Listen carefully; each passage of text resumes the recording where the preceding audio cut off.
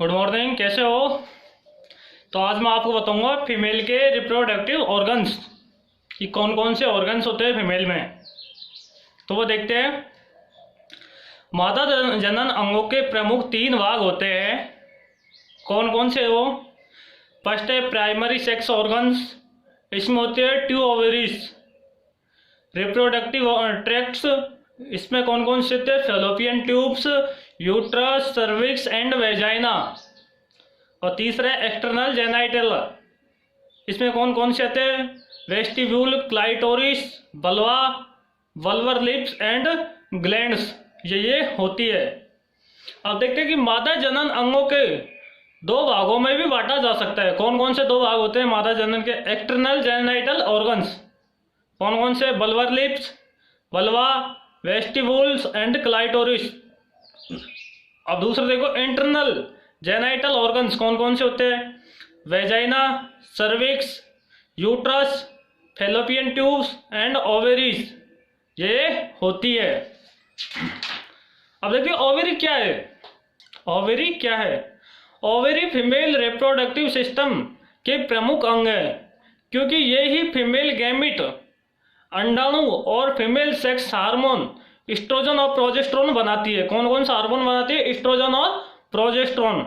सामान्यतः ovaries vulvar lip से 40 से 50 सेंटीमीटर अंदर की ओर पेल्विक बोन के किनारे के पास स्थित होती है। यह अंडाकार, गोल या बादाम के आकार की होती है। गाय में एक ओवेरी की लंबाई 4 सेंटीमीटर, चौड़ाई 1.25 सेंटीमीटर तथा वजन 4 से 15 ग्राम तक होता है। राइट ओवेरी की साइड लेफ्ट ओवेरी से थोड़ी सी बड़ी होती है। वैसे एक ओवेरी की साइज ईस्ट्रस साइकिल, फॉलिकल्स की संख्या तथा कार्पस ल्यूटियम की स्थिति पर निर्भर करती है। अब देखते हैं कि एक मादा बछिया प्रजनन की उम्र हो जाने पर उसमें ओवेरी का वजन जन्म के समय से 4 से 7 गुना अधिक हो जाता है। भेड़ बकरी में बादाम के आकार की ओवेरी की साइज गाय की ओवेरी की साइज से आधी हो जाती है। भैंस में ओवेरी गाय की ओवेरी से छोटी होती है तथा कई आकार की होती है। घोड़ी में ओवेरी का आकार किडनी जैसा होता है। घोड़ी में कैसी होती है? किडनी जैसी होती है तथा गाय की ओवेरी से 2-3 गुना अधिक बड़ी और कठोर होती है। कुतिया की ओवेरी अंडाकार, दोनों किनारों से चपटी तथा 2.5 सेंटीमीटर से भी छोटी होती है। इसमें ओवेरी किडनी के पिछले सिरे के पास तीसरी चौथी लेबर वर्टेब्रा की सीथ में लास्ट रिब व इलियम के बीच में स्थित होती है। अब देखते हैं एक ओवेरी में फॉलिकल्स के रूप में विकास की विभिन्न अवस्थाओं में अंडाणु रहते हैं, जो है primary follicles, growing follicles and mature follicles की अवस्थाएं होती है। अब देखते हैं कि एक नवजात बच्चे की ओवेरी में लगभग 75,000, वयस्क गाय में 25,000 तथा बूढ़ी गाय में सिर्फ 2500 अंडाणु पाए जाते हैं। एक वयस्क में एक नवजात होती है उसमें 75,000, वयस्क में 25,000 और बूढ़ी गाय में 2500 अंडाणु पाए जाते हैं। इसमें कुछ ओवम ही पूर्ण विकसित होते हैं, मैच्योर होते हैं और ओवेरी से निकलकर फैलोपियन ट्यूब में पहुंचते हैं। यानी पूर्ण विकसित ओवम ग्रोफियन फॉलिकल्स के रूप में हीट के दौरान ओवेरी से निकलकर फैलोपियन ट्यूब में पहुंचते हैं। इसे ओवुलेशन कहते हैं। हीट के आखिरी समय में मैच्योर फॉलिकल्स फट जाते हैं। जब हीट की आखिरी अवस्था होती है उस टाइम पे फॉलिकल्स फट जाते हैं और कार्पस ल्यूटियम का रूप धारण कर लेते हैं, जो कार्पस सीएल को धारण कर लेते हैं। अब इसमें कौन कौन से होते हैं? सबसे होता है प्राइमरी, फिर फॉलिकल्स, फिर मैच्योर फॉलिकल्स, फिर कार्पस ल्यूटियम। अब देखते हैं ग्राफियन फॉलिकल्स प्रोडक्ट। इसमें क्या क्या है? Estrogen hormones, follicle stimulating hormones FSS और एलएच ल्यूटिनाइजिंग हार्मोन। और दूसरा कार्पस ल्यूटियम प्रोडक्ट में कौन सा होता है? Progesterone hormone.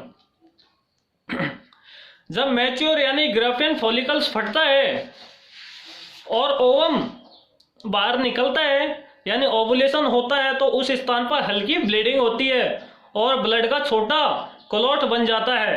ब्लड से भरे हुए इसी फटे हुए फॉलिकल्स को कार्पस हीमोरेजिक कम कहते हैं, जो बाद में कार्पस ल्यूटियम कहलाता है, बाद में सीएल कहलाता है। यह सॉलिड होता है तथा पीले रंग का होता है।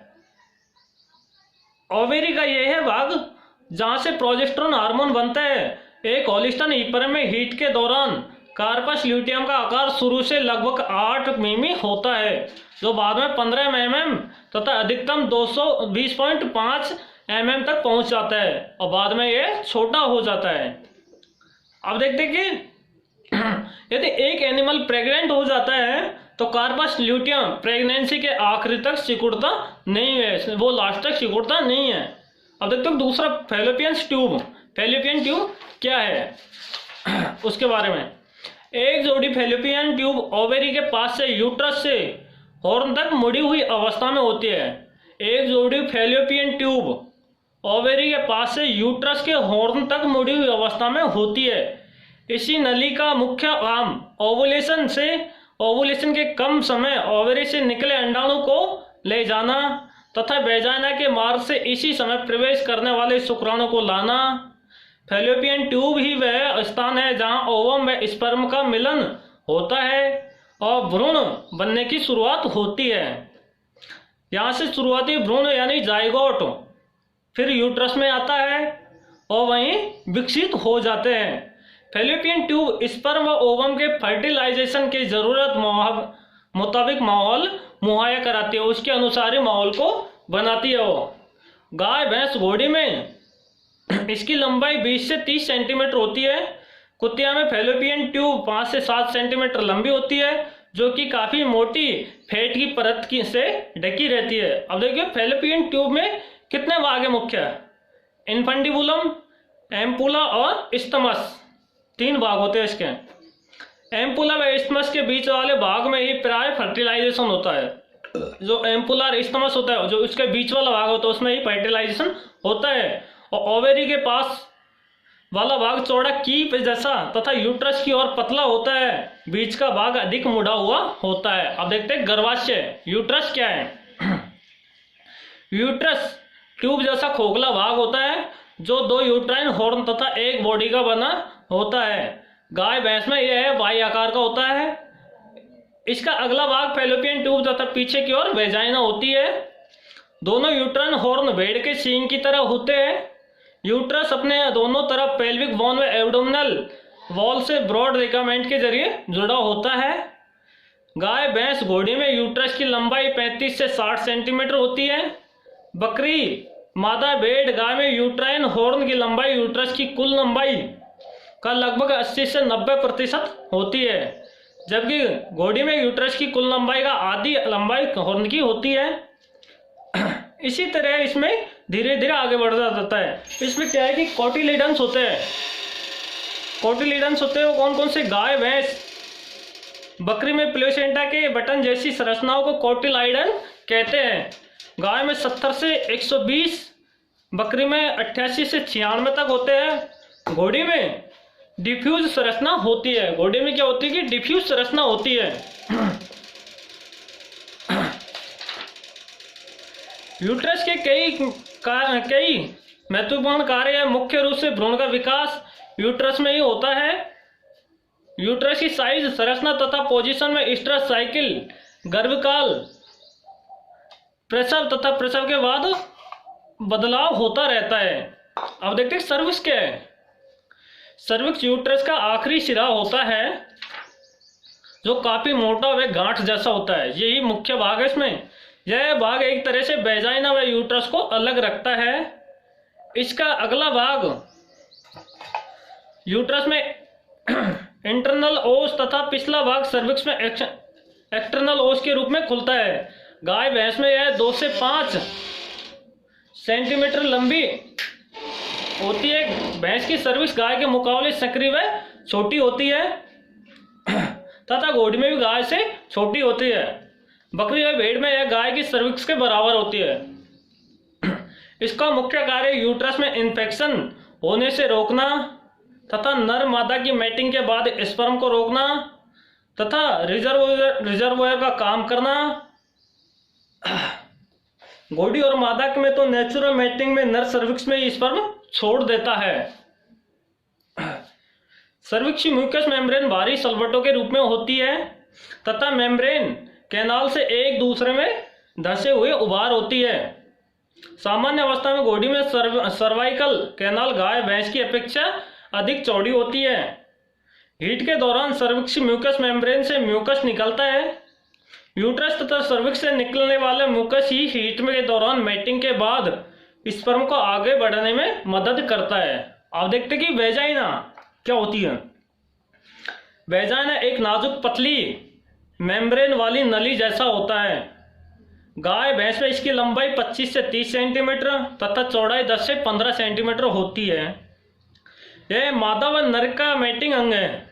मादा और नर का क्या है कि मैटिंग अंग है क्या, वेजाइना, तथा प्रसव के भ्रूण को गर्भाशय से बाहर निकालने में रास्ता प्रदान करती है। जो प्रसव होता है, प्रसव के समय जो भ्रूण बाहर आता है उसको बाहर निकालने का काम करती है, जो उसका रास्ता होता है।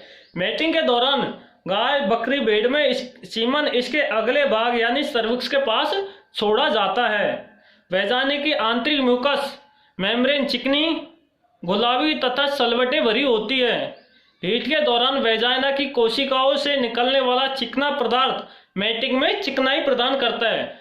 जो इसमें हीट के दौरान जो म्यूकस निकलता है चिकना पदार्थों, वो मैटिंग के लिए सहायता करता है। आप देखते हैं वल्वा क्या है, जो वल्वर लिप्स होते हैं लास्ट वाले। वल्वा मादा जनन अंगों का आखिरी भाग है जो एनस से 5 से 7 सेंटीमीटर नीचे होता है। एनस होती है उससे 5 से 7 सेंटीमीटर नीचे होता है। वल्वा की बाहरी ओपनिंग एक खांचे के रूप में होती है जो दोनों तरफ दो लेबियों से घिरी रहती है। जो दोनों तरफ दो लेबिया होते हैं उनसे घिरी रहती है। इसी तरह वल्वा 2 भागों का बना होता है। वेस्टिबुल तथा लेबिया के पास वेस्टिबुल वेजाइना से जुड़ता है। जो एक्सटर्नल यूरेथ्रा ऑफिसी होता है उससे जुड़ता है। घोड़ी में यह एक स्पष्ट हाइमन दिखाई देता है। जो हाइमन होती है वो स्पष्ट दिखाई देता है घोड़ी में, लेकिन गाय में स्पष्ट दिखाई नहीं देता। लेबिया के भी 2 भाग होते हैं। कौन कौन से? एक तो होता है लेबिया माइनोरा तथा लेबिया मेजोरा। गाय में लेबिया मेजोरा पर पतले बाल होते हैं। जो लेबिया मेजोरा वाला भाग होता है वहां पे पतले बाल होते हैं। लेबिया के 1 सेंटीमीटर अंदर की ओर क्लाइटोरिस होता है। हीट के दौरान यह सीधी तनी हुई अवस्था में रहता है। वेस्टिबुल के पीछे की ओर से हीट के दौरान चिकना पदार्थ म्यूकस निकलता है। अब देखते हैं कि ये होता है यूट्रस ऑफ काऊ। जो काऊ का यूट्रस होता है, गर्भाशय होता है, वो ये है। अब ये होती है प्लेसेंटा, ये वाली, ये दोनों प्लेसेंटा है।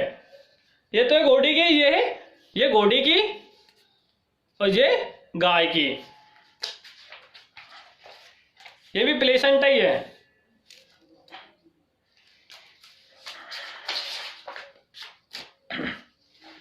ये रिप्रोडक्टिव सिस्टम होता है, जनन अंग होते हैं।